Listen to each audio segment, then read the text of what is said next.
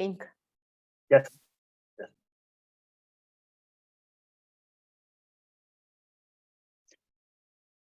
Good afternoon, everybody. I can see people arriving, and welcome to this, which I think is our third or fourth webinar from the HS Booster project. And today we're looking at the hot topic, shall we say, of artificial intelligence and advancing artificial intelligence regulations through standardization. So I can see people slowly coming into the room. We have over 120 people registered, so I hope we get people joining and getting near that number in terms of participation. So my name's Nicholas Ferguson, and I work for SME in Italy called Compla, and I am the coordinator of the HS Booster project, which I'll just tell you a little bit about before we start. So HS Booster is funded by the European Commission, and it is a pilot of the new European Standardization Booster. So our objective is to design and deliver a set of services to improve the way that and support the way that EC funded projects approach standardization and improve the way that they deliver on their objectives in relation to standardization, and as a consequence, improve their market readiness and design of their results and improve the impact that they can have.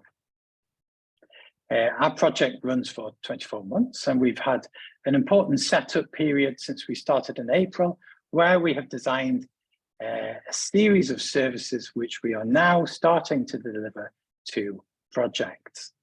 We have a strong consortium of partners, including academic partners, standardization partners, and business partners from the certifications field. Our project is based on a number of topics which see the focus of a series of open calls which we host, which target EC funded projects and also attract standardization experts from around Europe. So these topics are priority topics in terms of standardization, and these are topics which have been highlighted by the European Commission. Perhaps there is a standardization request, or perhaps it is an area in which European standardization organizations such as CEN and CENELEC and ETSI are wanting to focus on. So we try to support the way that projects can approach standardization organizations and contribute to them. So we're looking at supporting projects in how they create and contribute to the creation of new standards, how they can contribute to the improvement of existing standards, and how they can adopt existing standards that are already out there in the work that they do. As you can see, we cover a wide range of topics, so not just in ICT, but of course, artificial intelligence with the standardization request there from the Commission is very high on the agenda, and you can see it popping up both in terms of data quality and artificial intelligence, and in particular trustworthy ICT, and also for decision making in ICT, and also in the topic of healthcare. Our target is to deliver 500 services to various projects funded by the European Commission. As we've just started, we have just under 50. It would have been nice to say we had 50, but we have 49 applications from different projects. And we have a large number of these actually focusing on artificial intelligence, as I'll cover in a moment. But you can see we cover different parts of Europe and different types of organizations. Very interesting to see. It's not just academic partners who are applying, but it's also small and medium enterprises who are registering for this. Who delivers the services? Well, it's experts such as Sebastian and Amelia, who form part of our expert advisory group, who guide us and advise us through this project. And you can see that we've managed to already recruit over 120 experts from different fields and with a great deal of experience who are going to be recruited to provide tailored support to our projects. And as you can see here, on the left, you can see the number of experts who have applied. And on the right, you can see the figures on the projects that have applied. And in red, you can see the two areas in our open calls where artificial intelligence is present. And you can see that in particular from a project side, where there's a lot of funding from the Horizon Europe and Horizon 2020 programs, artificial intelligence is one of the most popular topics in terms of areas where projects need support. And today we'll be hearing from one of these projects that has applied, as well as from one of our experts as well. It's quite interesting to look at the types of support that projects are requesting. This, of course, is based on our application form, and you can see that projects are very interested in supporting and trying to contribute to standardization activities, to technical committees, and understanding better the best way in which they can plan standardization and influence processes and outcomes of standardization. So this is quite interesting to see in these different applications we're receiving the type of input that projects would like to have in this area. So of course, the topic of today is artificial intelligence, and this is one of a series of webinars where we focus on open call topics.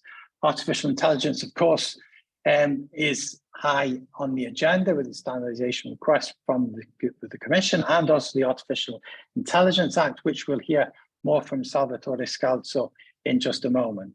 We'll then be hearing from Sebastian Hellensleben and Emilia Tantar on the work of the standardization organizations in Europe, in particular from JTC 21 of the Senelec, and the work there and how they're addressing the various needs in the creation of standards for this field. We'll also be hearing from Serena and the Kit for SME project, which is applied for one of our services. And they look to improve the way that SMEs can approach standardization and try to be very inclusive and ensure that they approach this in the right way and can adopt artificial intelligence solutions effectively and confidently. From Klaus, who has different hats on, shall we say, we look from an end user perspective of the community of people with disabilities and how artificial intelligence can be a real game changer here in improving their lives. But of course, as with any end user group, there are also concerns about using this type of technology. So it's a bit of a make or break period for these types of communities. And finally, we'll be hearing from Anna from the Standardisation.eu project, which is one of our projects that we collaborate very closely. Another project funded by the European Commission, which looks at improving the way that EC-funded projects approach standardization, and artificial intelligence is one of their key areas as well. So without further ado, I'd like to hand over to Salvatore, who will take the reins now for the next 8 minutes. Each presenter has 8 minutes to give their slides, and then at the end of the webinar, we'll be opening up questions to the audience. So I'd ask you all 82 of you, if you have questions, please put them in the chat. We'll monitor them, and when we get to the end, we'll put these questions to our speakers. We also have a few reserved questions up our sleeves, just in case not so many questions come in, but we'll try to address all of them either in the chat or at the end of the webinar. So with that, Salvatore, I will stop sharing and I will hand over to you.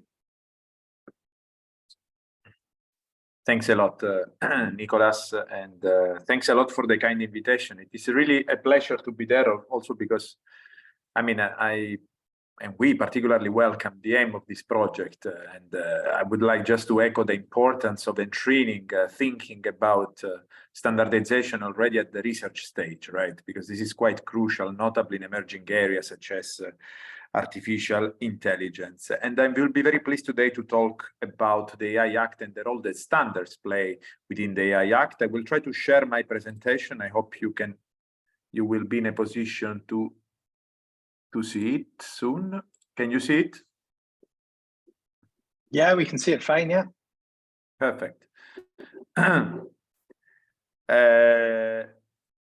So the first thing I want to say about this proposal, which, as you know, was adopted by the Commission in April 2021, is really to present quickly what are three among the most important elements behind this legislation. First of all, in terms of regulatory model, which has been used, and this is also very linked to the choice of having supporting standards or standards supporting the future rules, is that we adopted the classic internal market rules for products within the EU, for placing on the market and putting into service of AI systems. We thought they were fit for purpose also in the context of regulating artificial intelligence. The second important element is that we wanted to be targeted and proportionate.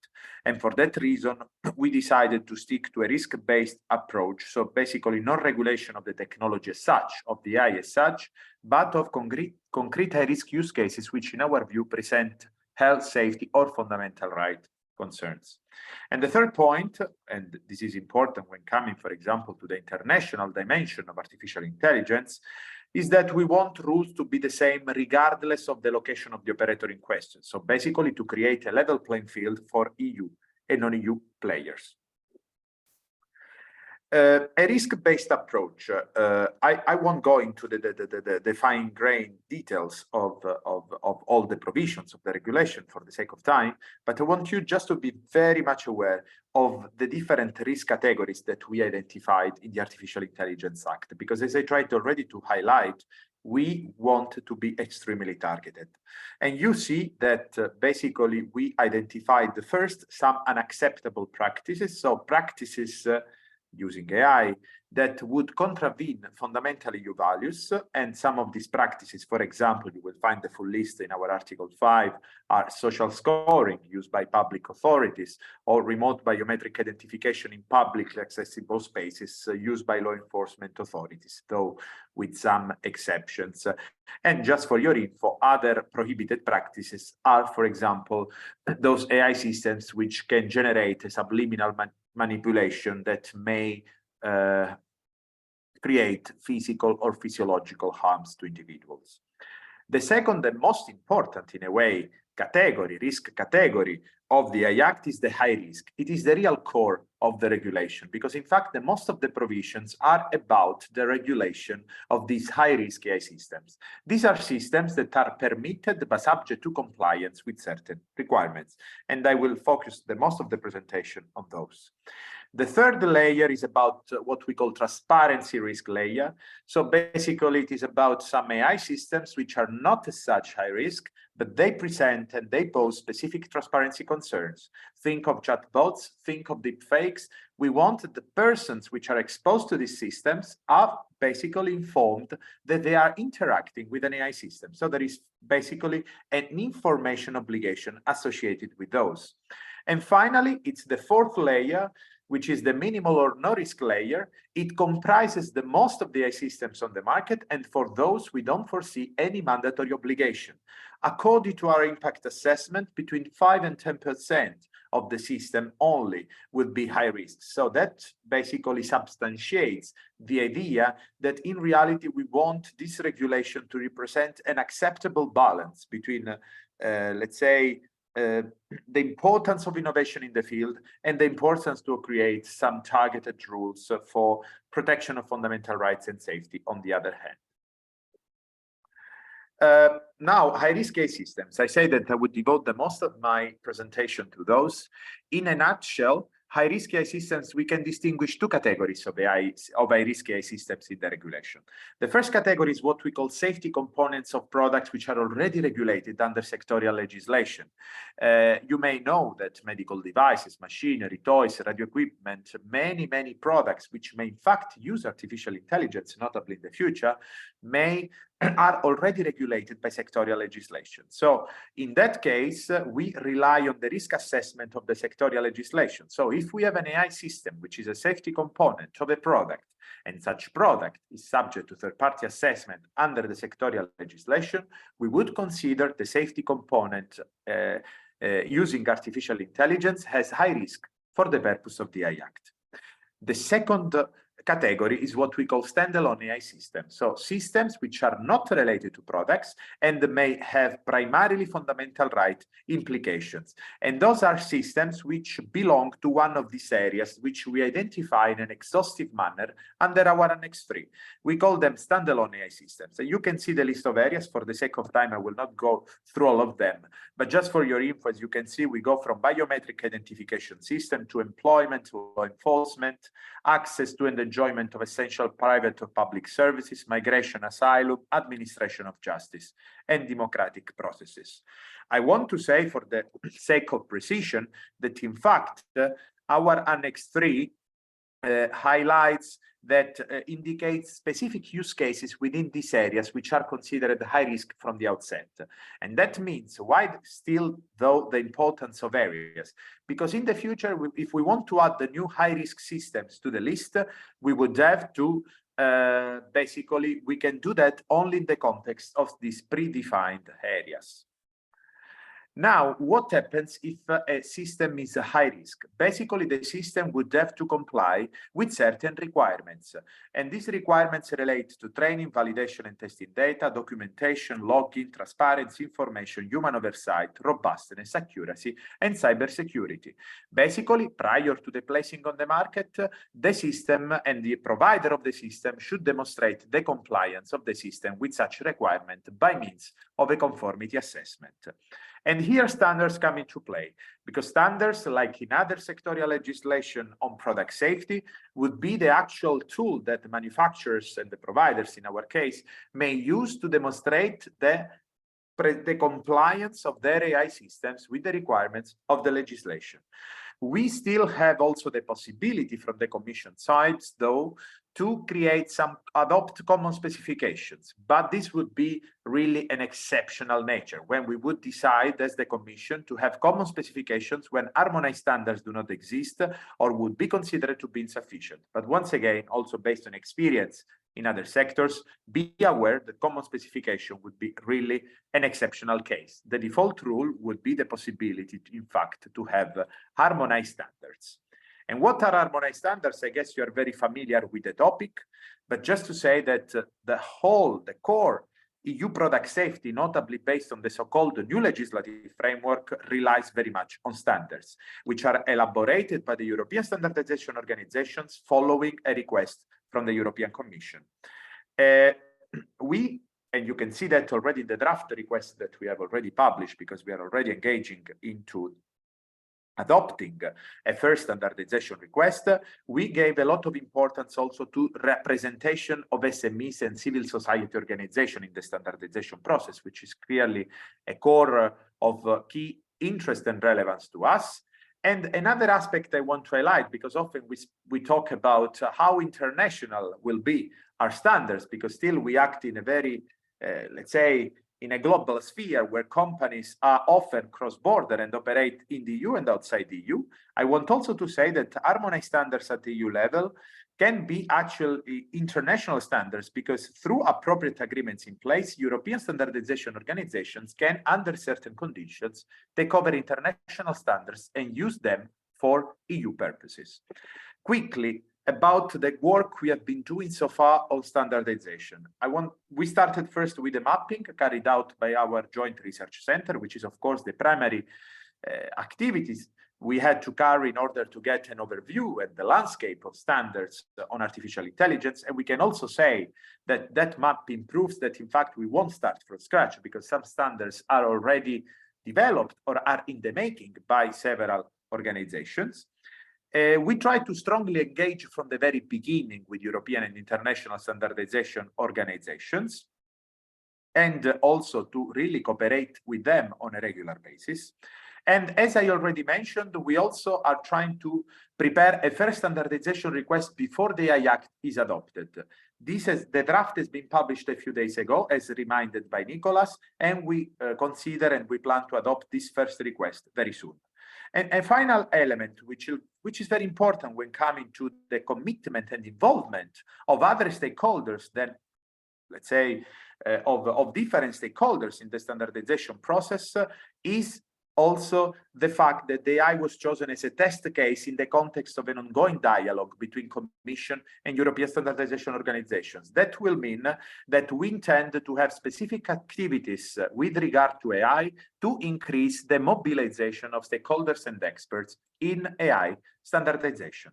One last element before closing my presentation, but I think it is important just for you to grasp also a flavor of what the AI Act foresees with regard to governance. We basically foresees two levels, European level and national level. Like in product legislation, the national authorities would be basically in charge of the day-by-day implementation and application of the rules.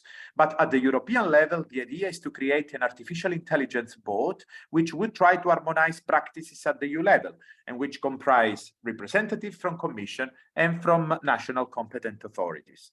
Of course, and in a few words, this was a proposal from the Commission. Now, as you may know, the Act is subject to the negotiation with the co-legislators. We don't have the crystal ball to see exactly when this Act will be adopted, but certainly we expect that to happen at some point in 2023 or very beginning of 2024. And after that, there may be, and there will be for sure, a transitional period. The Commission has proposed a 2-year transitional period, but that will be subject, of course, to the discussion between the co-legislators. For example, the Council, in its position on the 6th of December 2022, proposed a 3-year transitional period. So basically, we will have the adoption at some point in 2023, beginning 2024, and after that, we will have something probably between 2 and 3 year transitional period for the operators to adapt to the new rules. I stop there, and I hope that was clear, and I will be happy also later on to reply to questions. Thanks a lot for your attention. Thank you very much, Salvatore. That was excellent. Really fast and thorough overview of everything that's going on from the policy side. So very interesting, and you can see the importance of collaboration both on a national and European level and international level as well.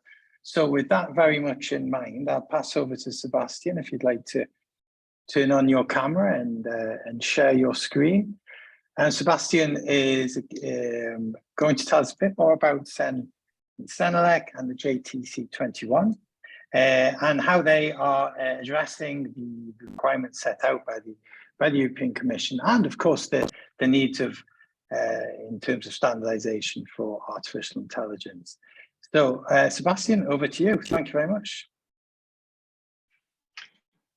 Thank you very much for the introduction and the opportunity to provide an overview of the actual standardization work. Thank you to Salvatore for setting the scene perfectly, covering the regulation side and also covering the interface towards standardization. So for context, I'd like to give you a quick overview of the standardization landscape and how the European standardization organizations fit into it. So apologies to those who do know this, but I think the majority is probably not aware. There are 3 pillars in standardization. There's a pillar for telecommunications, there's a pillar for electrical and information technology, and there's a pillar for all the other standardization topics. At the international level, that's ITU, IEC, and ISO. And there's an equivalent at the European level with Senelec and ETSI. And also in each country, example shown here is Germany, where the ISO SEN pillar has a DIN as a German footprint, and the IEC and ITU pillars have DKE or VDE, my organization, as the footprint. So for AI, it's very, very hard to say which pillar standardization fits into. So to some extent, there's been a consolidation. So in particular, the ISO and IEC pillars have created joint committees at the international level with the JTC1 SE42. And at the European level, it's the Joint Technical Committee 21, which I'm chairing. And there's also a so-called Mode 4 collaboration with ETSI, which means that experts can take part in all standardization activities in both directions. And at least in Germany, there's also a joint activity at the national level as well. So as Salvatore just pointed out, the relationship between European regulation and standardization is special. It's very mature, under the new electricity framework. And the new electricity framework, first of all, provides for certain standards to be published as harmonized standards, which means that they can underpin European regulation. They come with a presumption of conformity, and they are published alongside regulation. Also, the new electricity framework provides a mechanism for the European Commission to request the development of standards from the European standardization organizations.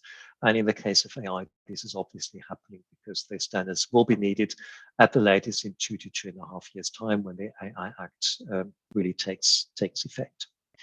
So zooming in a little bit on JTC 21, this is the official mission.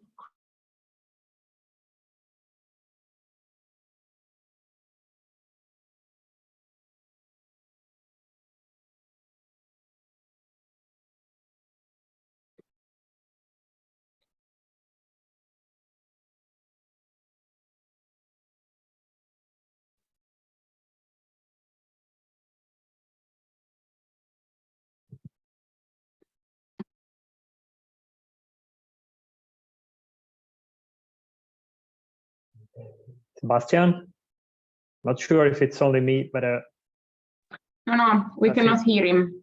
yeah, I think we lost Sebastian. I don't know if he's having some technical issue.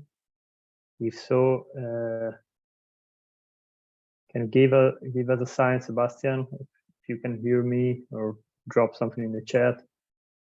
Otherwise, it might be worthy to move on to Emilia, and then we'll get back to Sebastian later, Nicholas. I think he's completely dropped off because also the slides are stuck. Okay.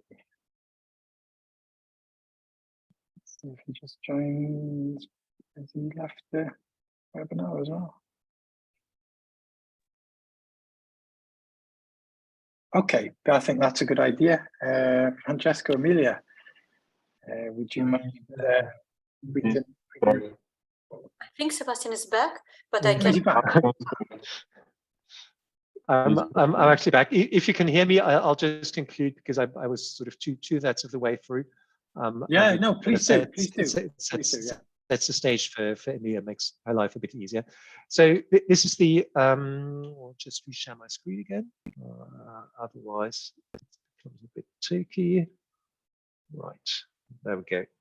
Okay, so this is the mission of JTC 21, creating standardization deliverables. No surprise there. Consider the adoption of international standards. So as Salvatore points out, if there are international standards, great, we can adopt them for European needs. If not, we create our own. And as for regulation, address both market and societal needs. So what has it been in practice? This is an overview of the standardization activities. I'm not going to dive into details, just to give you a little bit of a flavor of what's there. I think Emilia will comment in more depth on the working group 2 on this second column here. But there's also working groups on engineering aspects and foundational and societal aspects. And as you see from top to bottom, some work items are already approved and underway, others are in preparation, and there's also the to-do list provided by the European Commission in the form of their standardization request. And finally, I'll skip the next slide to give you a quick insight. I'm not going to go into too much detail, but just to say that as Salvatore said, this is also to some extent a test case, and in the case of AI, there's really 2 processes going on in JTC 21. There's a top-down systematic process that reviews all European standardization needs, including the request against existing worlds that exists somewhere in the world and derives potential activities. But there is also a bottom-up process that is more geared towards specific standardization needs that come up in the day-to-day work of the experts. And the big part of the role of JTC 21 is to bring those 2 together and to formulate work items that both satisfy those bottom-up needs but also fit into the top-down agenda and can be worked on. And that's my very quick run through. I'm looking forward to questions later. Thank you.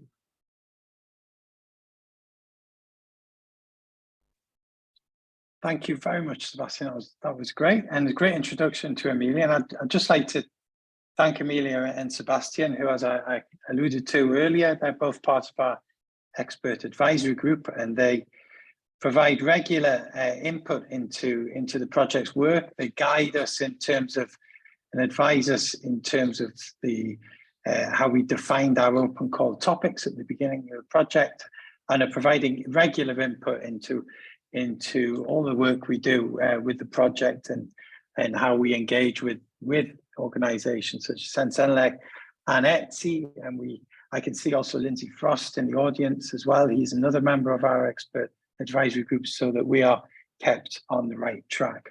So with that, I'll hand over to Amelia for her insight.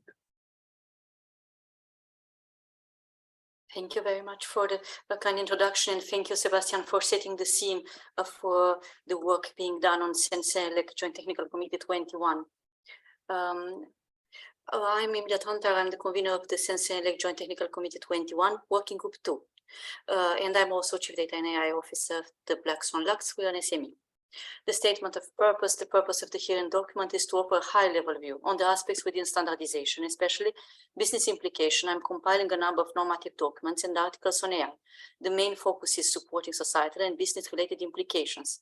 Of course, the presentation is intended for dissemination within the limits of the HSbooster.eu only, for the members only, and where applicable, public domain external materials are credited, and links are provided to allow referring to the respective originating works. If you need to link further information, further links, do not hesitate to get in touch.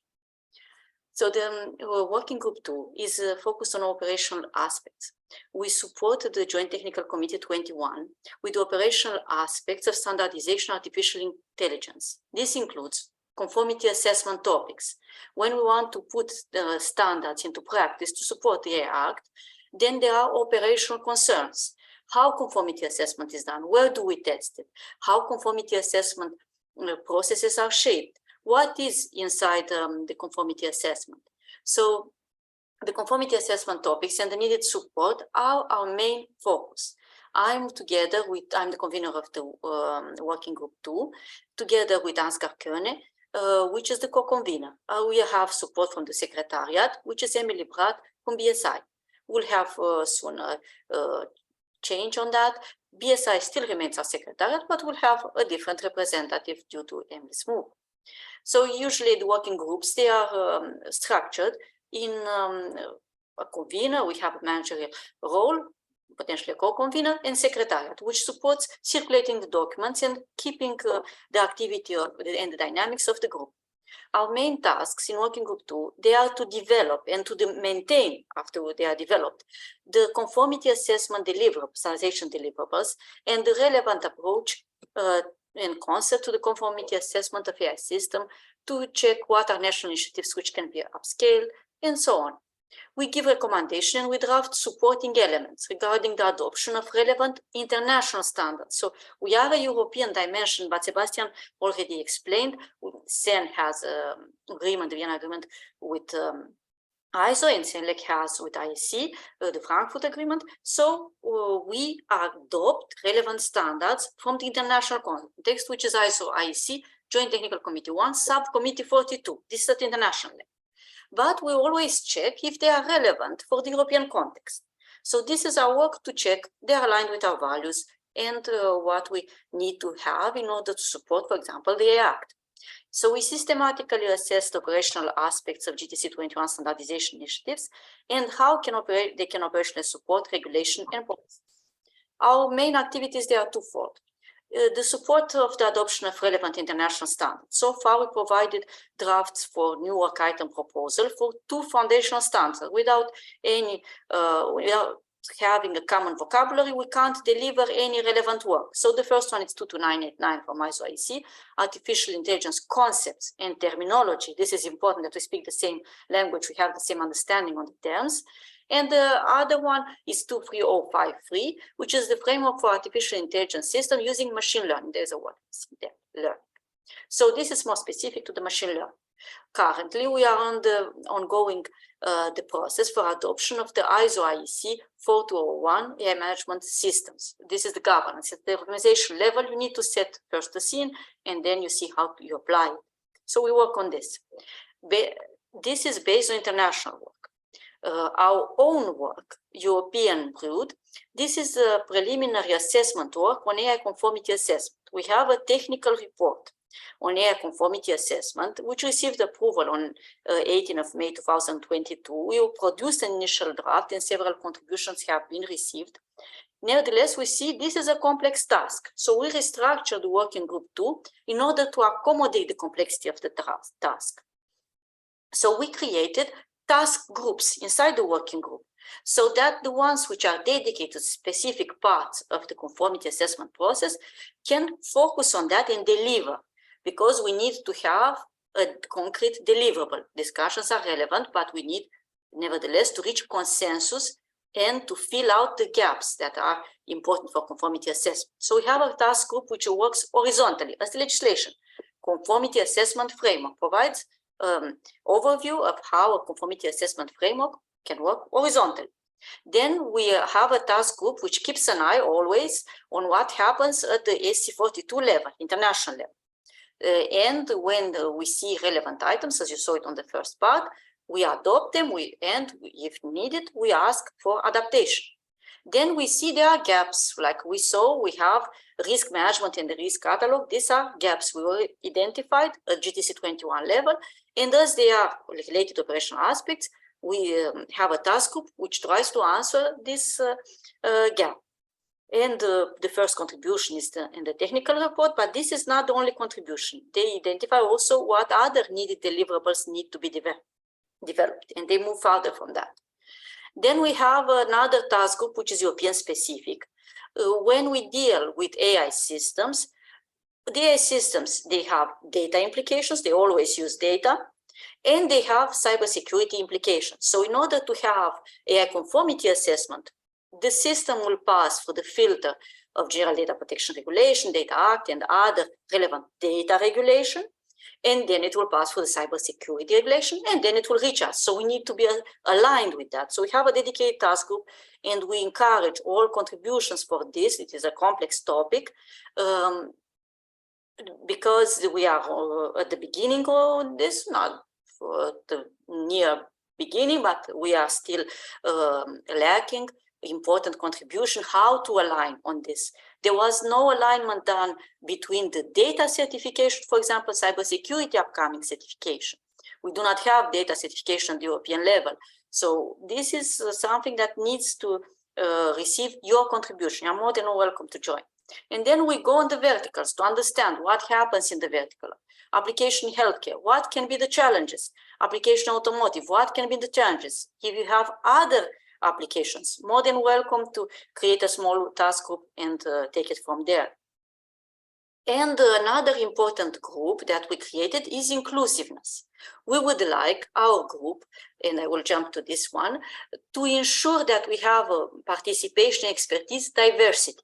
So we want to ensure that what we are delivering and will support the AI Act already had the meaningful competencies, conformity assessment, regulatory expertise, AI expertise. Do we have meaningful competencies on the related expertise areas, cybersecurity, data, risk assessment? Do we have industry vertical expertise, health, automotive, and any other?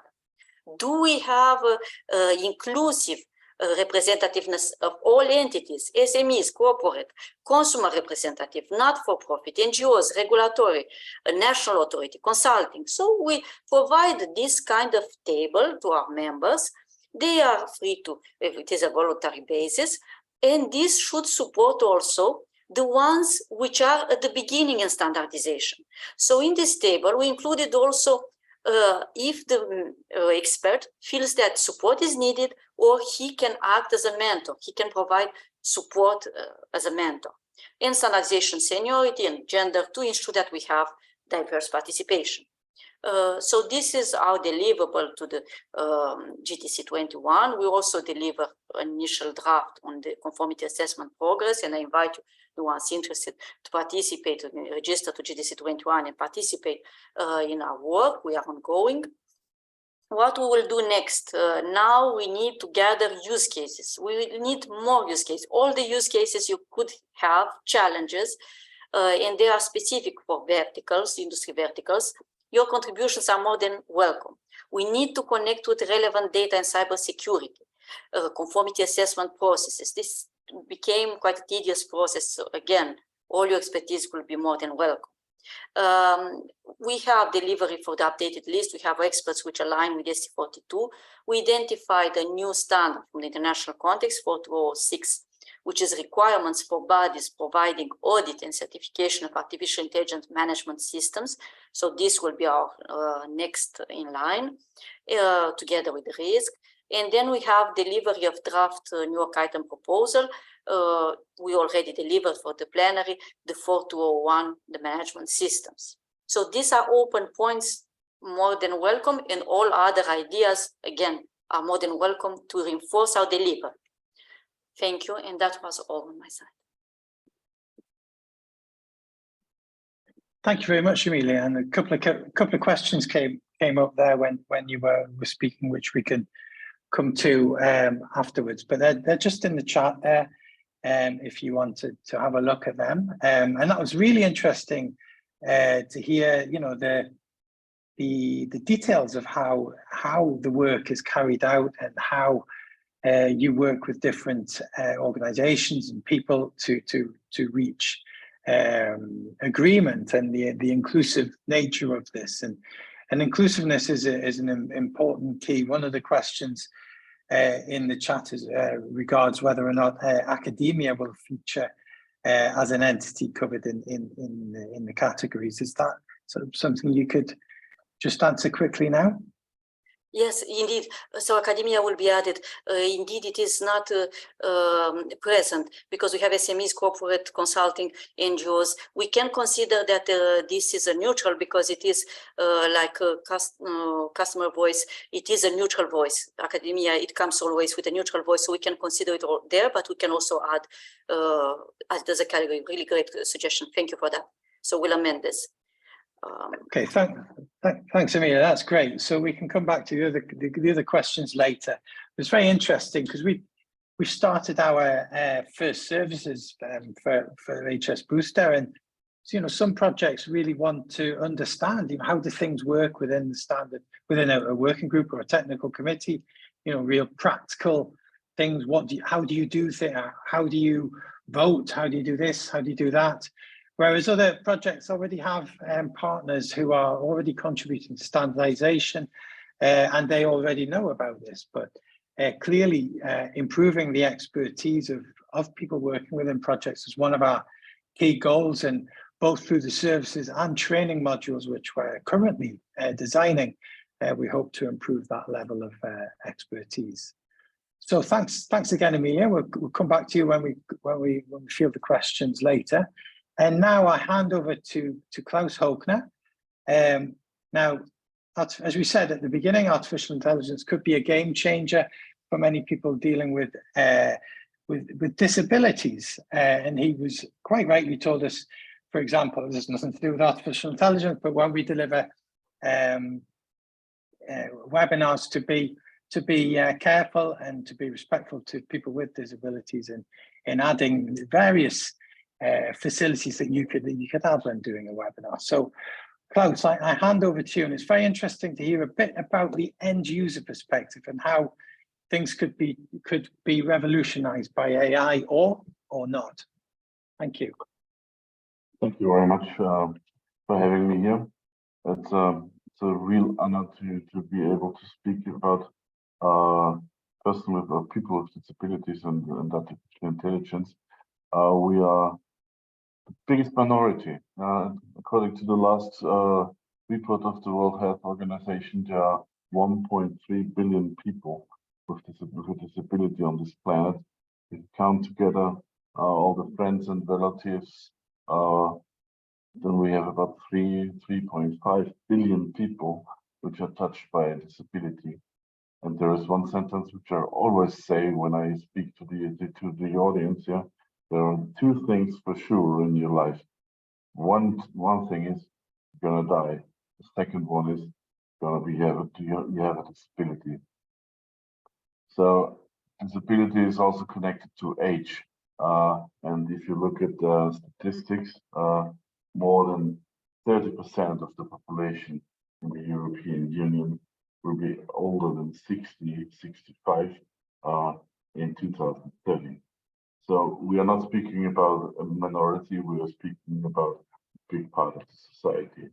And there are some figures, for example, which I can show you, which can also show what's the meaning of these figures I'm telling you.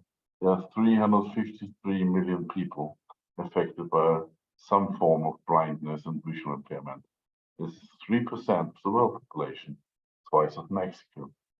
466 million people have some hearing loss or hard of hearing or deaf. 6% of the world population, that's all of the inhabitants of the European Union. 200 million people have an intellectual disability. It's Brazil, and 75 million people need a wheelchair on a daily basis. This represents 1% of the world's population. Do not forget that disability always is connected to wheelchair, to visible disability. There are so many people going around you which have who have a invisible disability, a disability which is not shown in public or cannot be shown, but or they don't want to show it in public today, have a disability, for example. How can artificial intelligence help us to solve some of the biggest problems or the problems that we have when we are disabled? Let me say it started with ICT. The ICT revolution was a real revolution for persons with disabilities because there we had some tools which could help us to bridge the gap between the information that is available out in the world and how we can do something and the possibility how to get it. It means we have to have some assistive technologies that help us to bridge the gap, the information gap. Let's say one of the simplest examples is a blind person. If a blind person wanted to read a book in the 80s of the last century, and they had to have a second person reading it out. Nowadays, it's not a problem. You take your smartphone, you take your computer or whatever, and you can read out a book. But this book must be accessible. If it's not accessible and it can't be read out loud, for example, then we have another problem. Possible solutions, which could, with the help of artificial intelligence, could be the customization and the automatic re-engineering of websites. When I'm a blind person, for example, it doesn't make any sense for me to have pictures. If the pictures are not have no description, no alternative text, but not every picture has to have an alternative text, because if I have a logo, it doesn't make any sense to describe a logo in, let's say, in a novel. But if the pictures do have any sense for the context, for the understanding of the text, then they have been presented. Artificial intelligence could help us to interpret pictures and to make alt descriptions, that mean alternative descriptions, and also description of, for example, movies for person with sight loss. Automated, these are the alt texts. For a person with hearing loss or hard of hearing person, it's always good to have captioning. Unfortunately, we don't have it here in our Zoom text. There is in Zoom has an automatic captioning possibility in several languages, which is very good in English. Yeah? You only have to turn it on. And if there is a hard of hearing person, if there is a person with sight loss in the audience, then you can read it, what the people are speaking. There is also a possibility of a manual captioning, but you have to embed it in Zoom text or in the other remote presentation or remote working tools that are now available. Sign language avatars. Don't forget that the natural language of deaf persons that are deaf from birth is sign language. And sign language avatars could be the solution for the automatic translation of changing texts, for example, that we have when we are in, let's say, on an airport or in a train or whatever. And these sign language avatars could be moved and could be presented by an artificial intelligence, which is in the background and which can learn how to sign. Translation into simple language. Most of us, when I saw the last two presentations, imagine a person who is not in the bubble we are working in with all these terms and the terminology that we have in standardization. Nobody would understand. It should be a possibility to have also a simple language description of the text, of complicated texts that we have. And here also artificial intelligence can help. Augmented reality is another thing. When I'm sitting in the region and I want to travel to Machu Picchu, why not? Learning. There are so many dyslexic people and people with learning disabilities, difficulties and disabilities at the universities now. Also here, artificial intelligence could help us to improve the texts for better understandability of these texts per person with learning difficulties. And then robots, smart homes, smart cities, wearables, etc., also in connection with artificial intelligence. Why should not a blind person drive a car when we have self-driving car? When we have a self-driving car, which is also led by artificial intelligence. But there's always the problem. If I have some applications, if I have some services which are based on artificial intelligence, they must be accessible and usable for people with disabilities, or in Arabic, we say people with determination. There must be interoperability and standardization between all the different services that we have. One of the biggest points is discrimination that we have, discrimination over data. We all know these things about automatic hiring by chatbots or by bots, where at the end only white middle-aged people from Europe in the age between 25 and 35 in the last round, because the machine is based on the wrong data, or the machine learning is based on the wrong data. No black boxing. I have to know why I am choosing and I'm not choosing. If I'm, for example, hired one of these machines.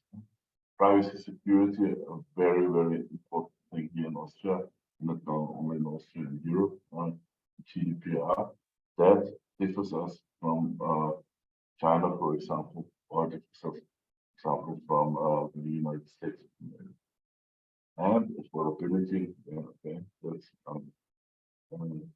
the problem that we have with all of this, all assistive technologies, may it be a service or may it be a technique or may it be some instrument that we have.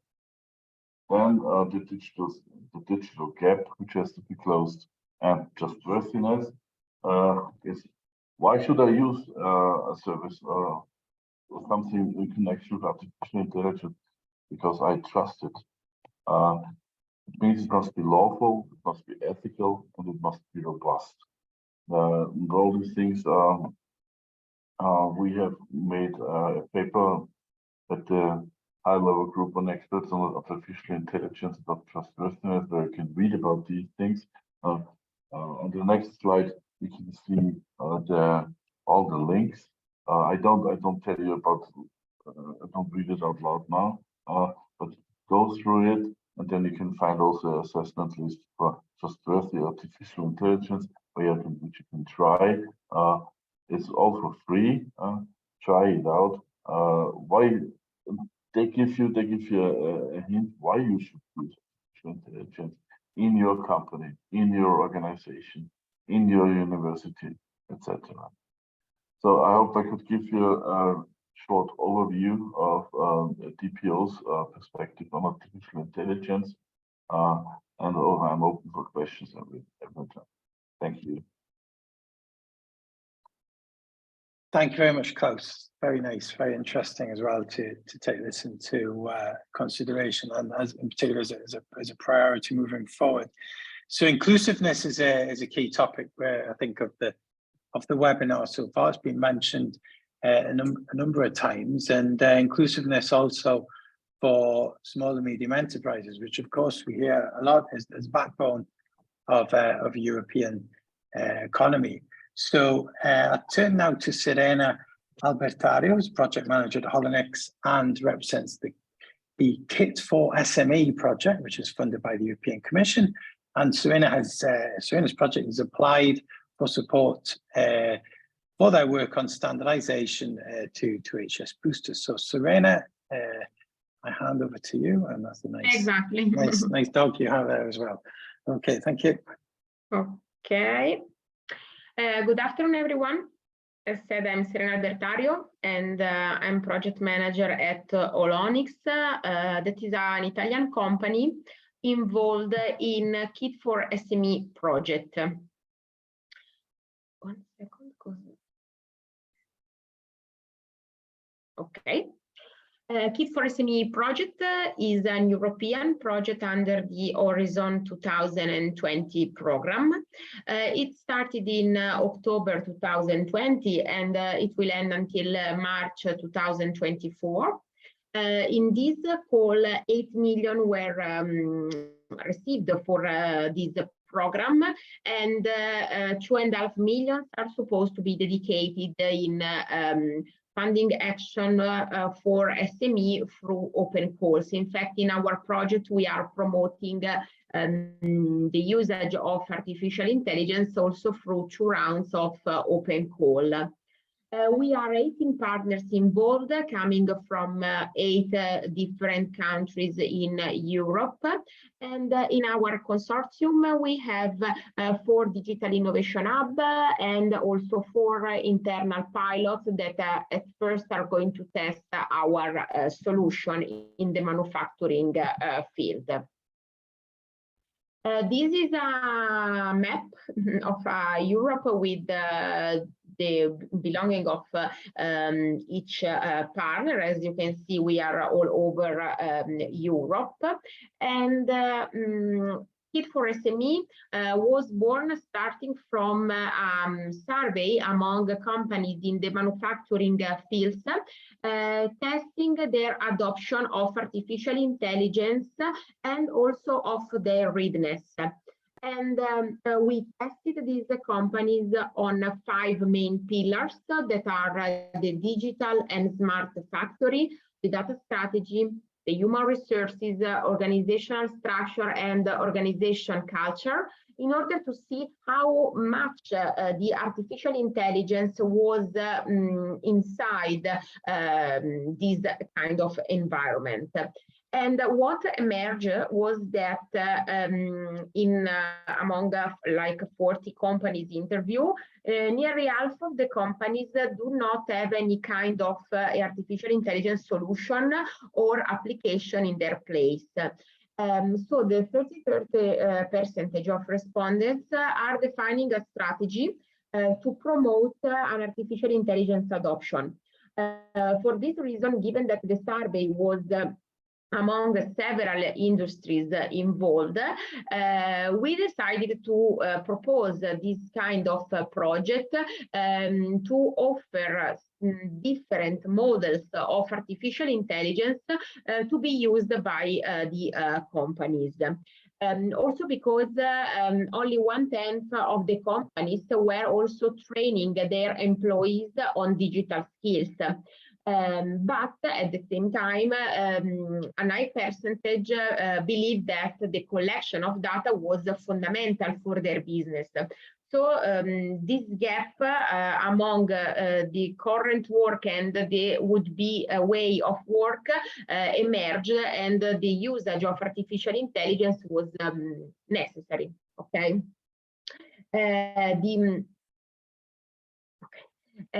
The idea was to try to leverage on the 4 Digital Innovation Hub that we have into the consortium in order to try to push to its limits by offering our solution also to external actors through the open calls, as said before, because the idea is that we would like to make the people that are going to propose themselves in our open call to use our tool and to populate our platform.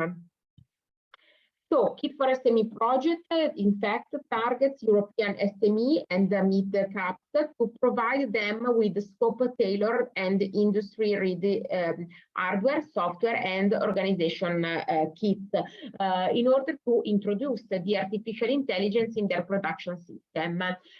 We cover all these aspects inside the SME environment, from the data preparation to develop the development of the model, the packaging of the model, the validation, the deployment, until the usage of the model through several and different tools made by artificial intelligence. In our project, we are testing our tools and the entire platform through thanks to our 4 pilots that are in 4 different sectors: the injection modeling sector, the quality system, the precision and the tools, and the electrical equipment. And the idea is that thanks through the artificial intelligence, you can solve different problems with a different solution. So for each pilot that have a specific problem, we are going to solve these through a specific tool made by artificial intelligence. So we can say that our project is based on artificial intelligence, and we are here in this webinar, but in general to HSbooster, because we understood that when we work with artificial intelligence, it's necessary to try to use some kind of standards. And inside our consortium, what emerged was that a very low percentage of partners are using standards, and they are not able to recognize the benefits that would come using standards and also collaborating with standardization entities. For this reason, we applied to HSbooster as the Kit for SME project, because in our project, we have as goal to define a standardization activities roadmap, and we have as goal to promote the usage of standards, not only among our consortium, but also among the open caller that are going to work with us. So what Kit for SME is asking to HSbooster is to try to help us to highlight the main benefits that come from the usage of standards, help us to define a roadmap that could be applied in several sectors and in several kinds of companies, and then to try to be more engaged and to contribute to association that has this kind of topics. And in general, say that we applied also to try to enlarge our community. Okay, I'm done. So thanks for your attention, and hope to work with you in the future. Thanks.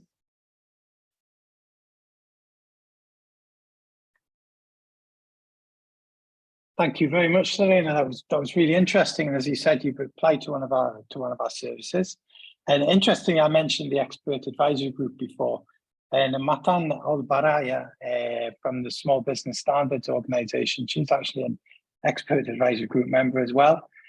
So I think it would be good also to get some advice from her, because obviously her organization works very closely with SMEs around Europe, and in particular specifically on the topic of standards. So it would be interesting to hear from her, and put you in touch with her perhaps, or her organization, to help you understand different strategies or approaches to help SMEs understand standardization better, so that it becomes part of their priorities, basically. So that would be something that we could follow up with you. Okay, so thank you very much for that insight.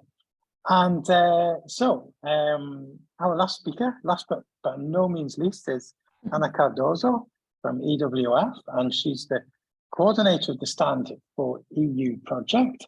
So Anna, I hand over to you. Hello, can you see my screen?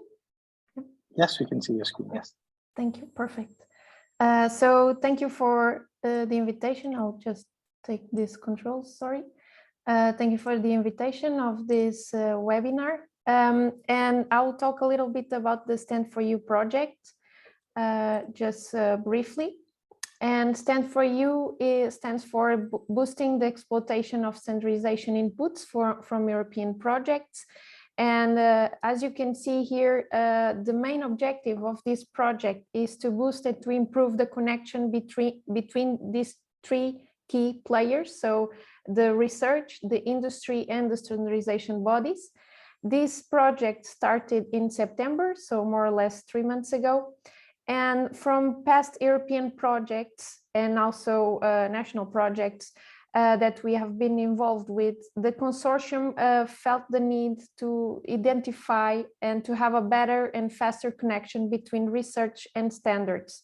I guess that's a common issue among all of us. So not only that, but also to have a better synergy between these three key players in the standard setting process. So we wanted to make it more agile and faster. Stand4U is actually working on standardization in 4 different technological areas. So additive manufacturing, welding, smart manufacturing, and Industry 4.0 and AI, and also circular economy. Now, these areas are very much different from each other, both from the technological perspective and also from the standard setting process. However, what we can do is extract best practices from some of them and apply them to others.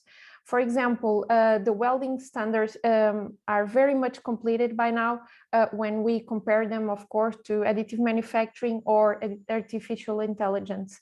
So by comparing, we can understand what went wrong and what was done right, and try to transfer it to the AI methodologies of the standard setting process. At the same time, in Stand4U, for each one of these areas, the project will also address these horizontal topics. So humans in industry and social sustainability, environmental sustainability, and also agility and resilience. But now the big question is, how can Stand4U improve the development of standards specifically in AI? So the plan is to create an interface, that's the Stand4U interface that you see here on phase 3, to ensure the alignment between the industry, research, and the standardization bodies. And to create this interface, first, we need to identify the common obstacles that delay standardization efforts. And that is the phase that the project is at. So the project is at phase 1. So we are at the beginning. And this is a very important part, because what we determine to be the obstacles will then condition the remedies that we will create further in the project. And the remedies, so that's the second phase of the project, is to formulate remedies to attenuate the bottlenecks that we have found. And to make the standards development process more efficient, we also want to create methodologies to be used in the interface. And after that, we have the development of the standard for you interface itself. It actually already began, but the recommendations that we generated will be made available in this interface. And this interface will also have a networking component. So these key players that I mentioned in the beginning can interact and also faster the process. And the last phase will be about the sustainability and transferability of these methodologies and remedies, to try to expand the recommendations to the Stand4U methodology to other areas like photonics, etc. So, but how are we addressing the identification of obstacles? One way is by creating the questionnaire that is shown here.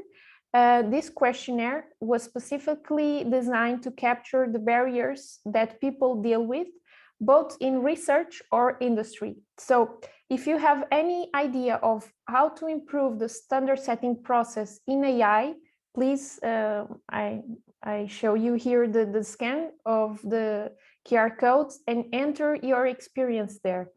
Of course, that if you have contributions to other areas, you are free to do so. But in AI, that is a very important part, and we ask you for your collaboration in this questionnaire.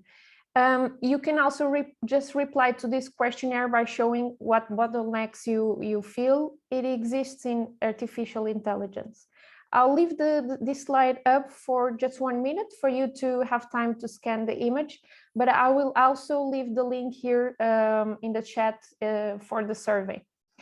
But as we could see from other presentations today, one problem with AI is that it's a very different technology from the other technology areas that we may find in standardization. So it needs different attention. And other thing we also must be aware of is that we must be careful with the standardization, or how we deal with AI and standardization, because we don't want also to kill the growth of AI and its capabilities. So, for example, I'll share some obstacles that a few people already identified regarding the standardization in AI. And one of them is that the translation of the requirements to industry is very difficult. I don't know if you agree with this, but if not, please enter other suggestions in this questionnaire. Other is that the standardization efforts are compared to volunteering, let's say, and that can prevent people from giving help.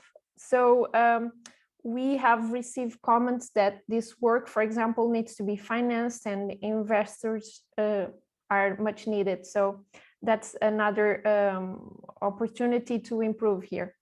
So any obstacle that you face with artificial intelligence and standardization, even if it's a basic one, please insert your opinion in this survey, because this will impact the future, both of the technology and also the remedies that we generate and we will suggest for the interface and also for the standardization bodies.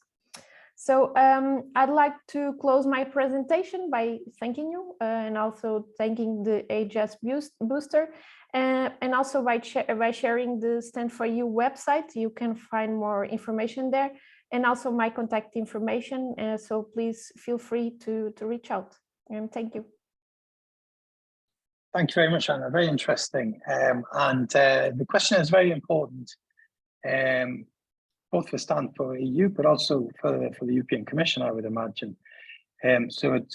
Francesco's put the link in the chat there, so I'd urge everybody to go and have a look at that. And we've agreed with Anna that we will share the questionnaire with all the projects which have applied to HSbooster as well, so that we can ensure that there's a good or support Stand4EU in terms of making sure that there's plenty of responses there. So thank you very much, Anna. I'd like to ask all of the panelists to turn back on their cameras, because what we're going to do now is go to the questions Q&A session. I can see that in the chat, a lot of the questions have been addressed already. So thank you to the speakers for doing that. But I'd like to go back to one of the first questions we got, which was aimed, I think, at Salvatore, but also probably to other people may have an opinion on this on the call, and that is it was a question from Dave Lewis. So the question was, currently harmonized standards are typically only accessed via like paywalls. This doesn't seem a sustainable position for the AI Act due to its breadth of application and its coverage of fundamental rights. Will the EC and SENEC have some arrangements in place for open access to future harmonized standards for the AI Act? Now, just before we touch on that, I thought it was quite a good question. What in HSbooster, we actually have a little bit of budget set aside to support projects in contributing to this. So we have budget available if a project needs to pay for something. So we can, and there isn't budget set aside within the contract with the European Commission, then we can support them and they can apply for extra funding for this. So Salvatore, I know you answered this in the chat, but I thought it would be a good one to open up with. No, thanks a lot, Nicholas. No, the point is, of course, very well noted from our side. I mean, we know that this has been one of the issues most raised by stakeholders about the possibility of, let's say, accessing freely the outcomes of the work of the standardization organizations. In that sense, of course, I already highlighted in the chat, this is a horizontal point. So, of course, it's not an AI-specific point. And we know that actually the Commission has taken an important step forward this year, which was the standardization strategy, which I think is an extremely important step forward because, first of all, it acknowledges the high importance of the standardization process in general, also to operationalizing EU law in many cases. And second, because it provides the EU with a holistic strategy, right, in the context of standardization. Now, with regard to the governance, the European Commission in the strategy asked the ESOs basically to come up with proposals, which will be part, of course, on the governance. And this is the discussion on the free access is also part of this. And the Commission may later on, of course, evaluate these proposals, but it has also the possibility to review the general regulation of standardization. So this is to say that, of course, I cannot bring any definite element in this respect, but this is really close to our attention. So it has been really recognized as a part of the strategy, and for which some developments may be, let's say, achieved relatively soon, because of course the proposals are awaited before the end of this year. Now, yeah, I mean, I would be happy also to follow up, because we could also have a discussion at some point with the colleagues from GROW, who are more in charge of the overall strategy on standardization. But this is a bit like to give you a bit of an overview of where we stand with this issue and what are the next steps. Thank you, Salvatore. I don't know if Sebastian or Emilia had a comment on that. If not, I do have a question for each of you too. I think Salvatore put it very well. So nothing to add. Okay, that's fine. That's great. So, Sebastian, in terms of well, we noted the importance of national, European, and international collaboration in standardization, and looking forward, in particular, with the number of projects being funded on the topic of AI. How important do you think it is? What can they bring to this work? What can projects bring? Because often the projects are working on, new priorities, strategic priorities for Europe, and also perhaps new areas which expertise is difficult to find. Well, that's a good question. I mean, standards don't get created just in some kind of thin air. They're always driven by needs. And I was pointing out earlier that those needs are sometimes come from a systematic top-down analysis. Sometimes they come from a case-by-case basis, bottom-up, but they're always driven by needs. And the hallmark of AI standardization is that there are people around the table who are not typically around the table in standardization, or there are people around the table who are veterans of standardization but don't have the deep technical insight into AI. So that combination, deep AI knowledge, including use cases, and standardization is almost impossible to find. And so it would be very helpful to have people from projects in JDC 21, or indeed in the national mirror committees, who bring that AI expertise and who are ready to spend some of their time to standardization, because ultimately it'll obviously benefit them, even though there is a two-year delay between working on a standard and finally starting to reap the benefits. But I can only encourage people in this call to do that. Thank you.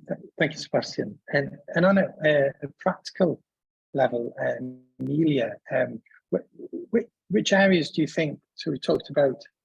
Well, first of all, which research areas do you think are priority where projects could contribute to, in terms of practical? Your presentation was very practical. Which practical areas do you think projects would need support on?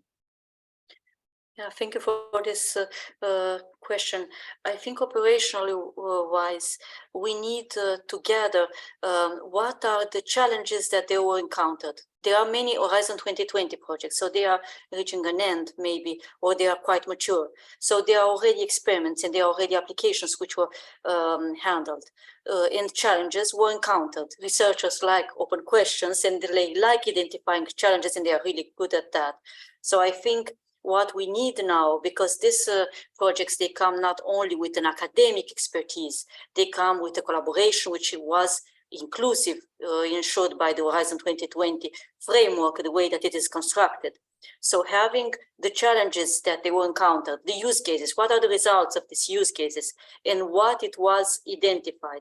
It is not the research challenge which will be important, but the application of AI in different areas. We cited healthcare, we have cited automotive. There we have some examples and we have some contributions, but in all other areas, we do not have. This is a horizontal legal framework, the AI, and we try to answer it by providing what challenges exist or identified in different domains, because it will be applied in all the domains. Of course, it will be intersected, and Salvatore can explain more with the existing vertical legislation and vertical standards.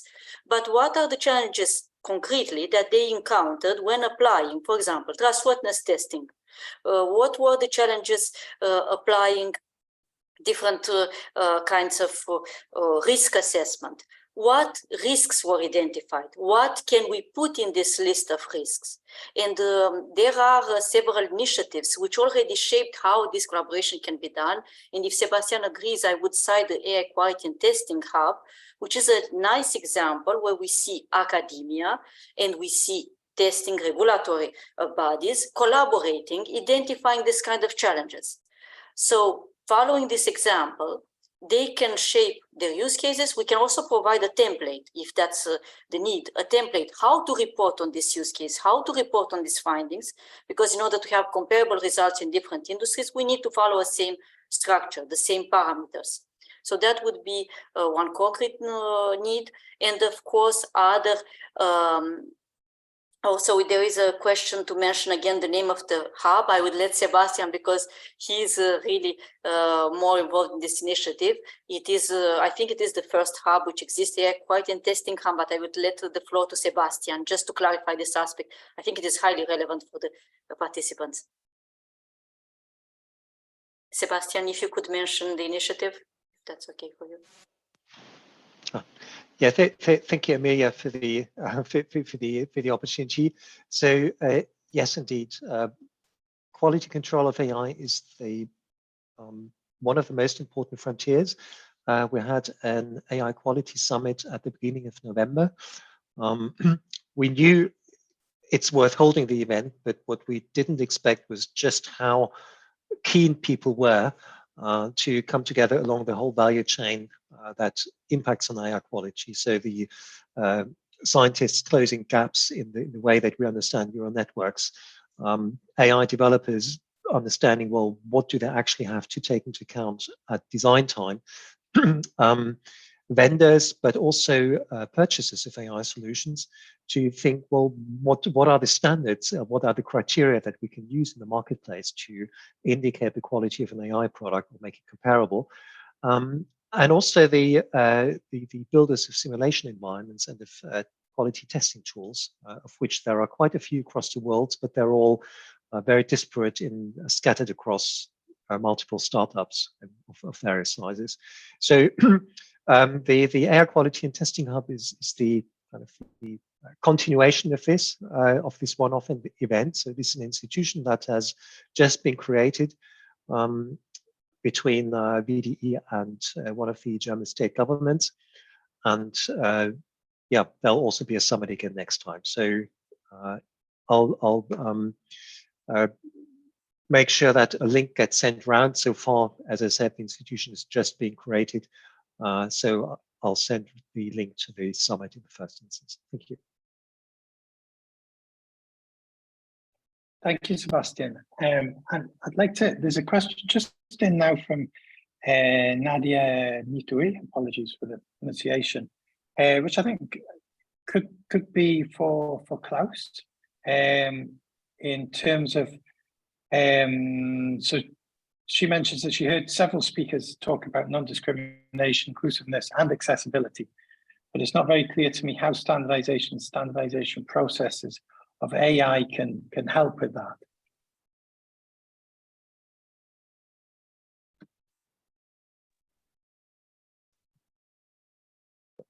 Standardization and standardization process has to include all parts of society.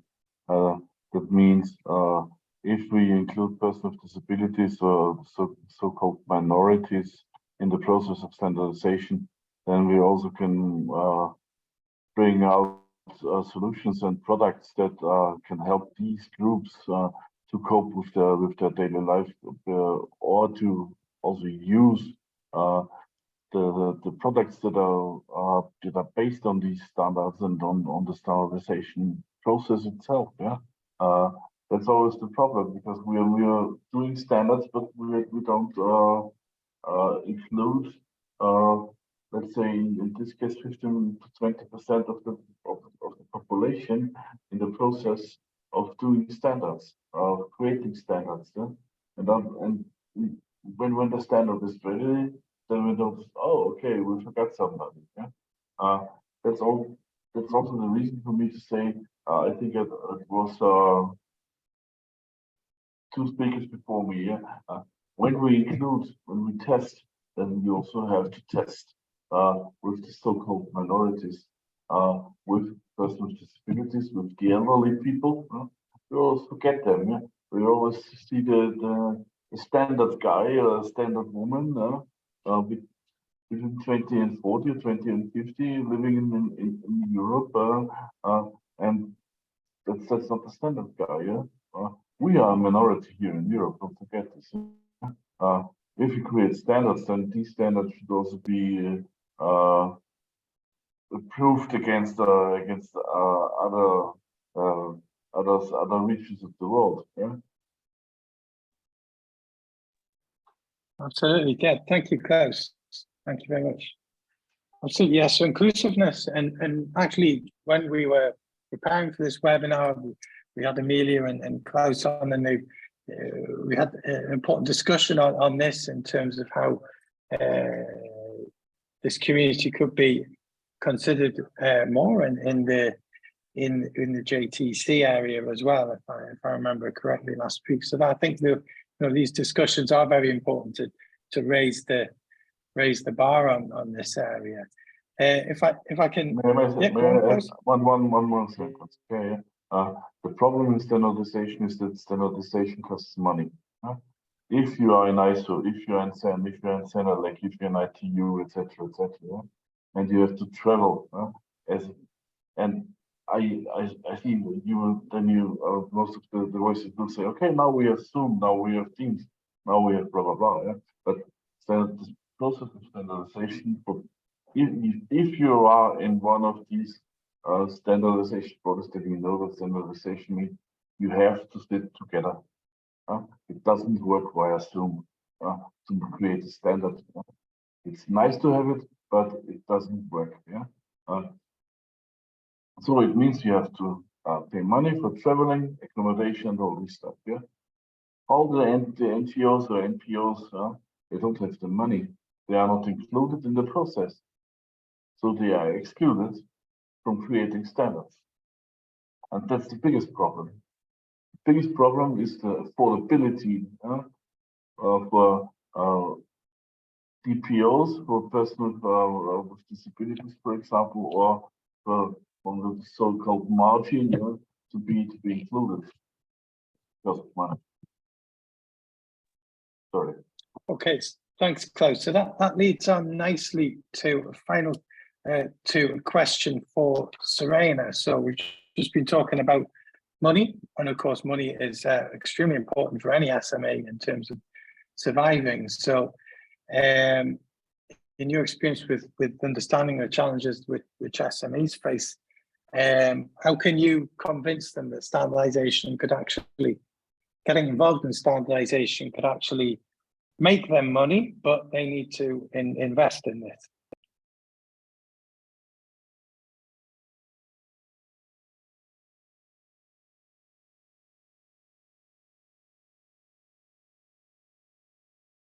Serena? Yeah, sorry. Can you hear me? Yeah, we can hear you now. Yeah. Okay. Yes. Yes. Sorry. Could you repeat, because I had some issue? No, it's okay. So the last point from Klaus was the important bit, the fact that inclusiveness for SMEs costs. So it means that an SME has to spend money to get involved in standardization, to contribute, or to even invest the time in understanding which standards they should use. In your experience, or what do you expect to find in your project? Do you expect to find SMEs improving this as a priority, or is it really the last thing they want to think about when they're planning ahead? Yes, sorry. No, for sure. I think that once SME understands the benefits that come from the usage of standard, that could be open also to spend some money for this. Okay, but from our first survey we made inside the Kit for SME consortium, the problem was that 98% of the partners answered that they are not interested because their knowledge about standardization is like equal to zero. So the problem is that the problem we are facing, also proposing some standards from the technical sector until also the methodological sector, is that partners are not open to this kind of usage because they do not see the benefits coming from this. And for sure, in general, they are not open also to spend money for any kind of activities. But I think that once they could understand the improvement that could come also in their way of work thanks to the standardization, they could be more proactive to this. And in this moment, in Kit for SME, we are participating to HSbooster. We are focusing on the document about trustworthy AI. For example, we also uploaded our data model on the Fireware community because it could be seen as a standards model.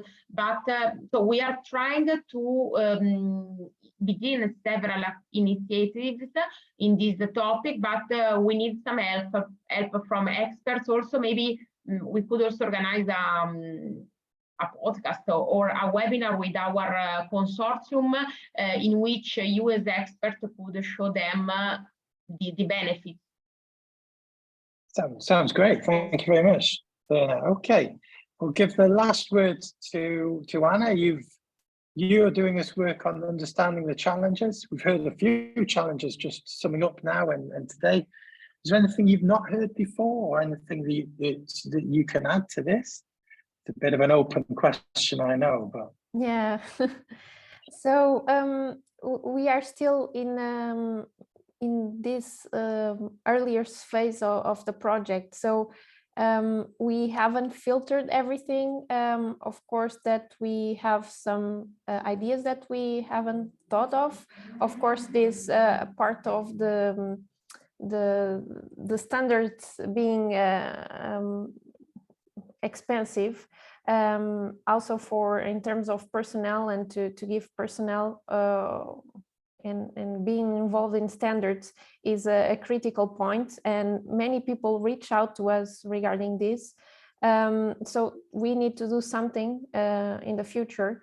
So again, anything you'd like to have it improved, please let us know, and we'll get our hands on dirty and try to get this over with and try to improve this process. That's our main goal, I guess, the goal for everyone in here. Excellent. Thank you very much, Anna. It's a nice way to end today's webinar. I'd like to thank all of the speakers because they have been excellent, all collaborative, and really providing some excellent input, both for HSbooster, I think also for Anna's project as well, Standardisation. We look forward to seeing you again, Serena, on the services with Kit for SME, and obviously with all the other speakers, we'll be seeing you very soon with the EAG, and Klaus, you as one of our experts as well. And Salvatore, thank you very much for joining us, and thank you to everybody who tuned in. Have a great holiday and enjoy some well-earned time off over the Christmas period, and thank you very much. So, goodbye, everybody. Thank you. Bye. Take care. Thank Bye. you. Bye. Bye, thanks.